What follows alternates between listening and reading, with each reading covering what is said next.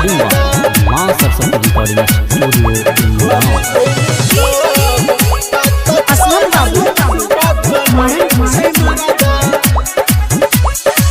बियाह से पहले सैया चश्मा लगाबे अपने आप के हीरो बताबे। बियाह से पहले सैया चश्मा लगाबे अपने आप के हीरो बताबे। हम कहलस हम पुराइब सारा घरे ऐनी तब पता चलल बकलोल छै मरदा। घरे ऐनी तब पता चलल बकलोल छै मरदा। बकलोल छै मरदा। घरे ऐनी तब पता चलल बकलोल छै मरदा।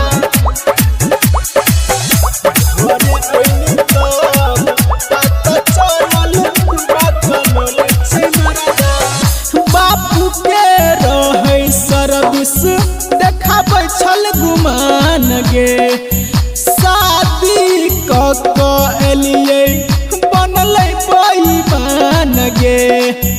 बनलै बेईमान गे बापू के रहे सर्विस देखाबै छल गुमान गे शादी कलिए बनलै बेईमान गे।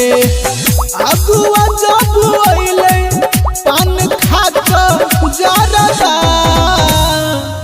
घरे ऐनी तब पता चलल बकलोल छै मरदा। घरे ऐनी तब पता चलल बकलोल छै मरदा। बकलोल छै मरदा। असलम बाबू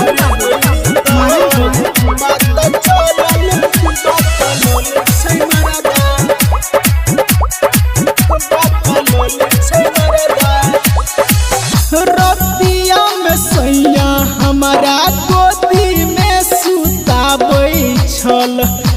लभवाला मेटर सखी सैट क बतियाबै छल। रतिया में सैया हमारा गोदी में सुताबै छल। लभवाला मेटर सखी सैट क बतियाबै छल। जितुआ जितेंद्र के देख उड़ाबै गरदा।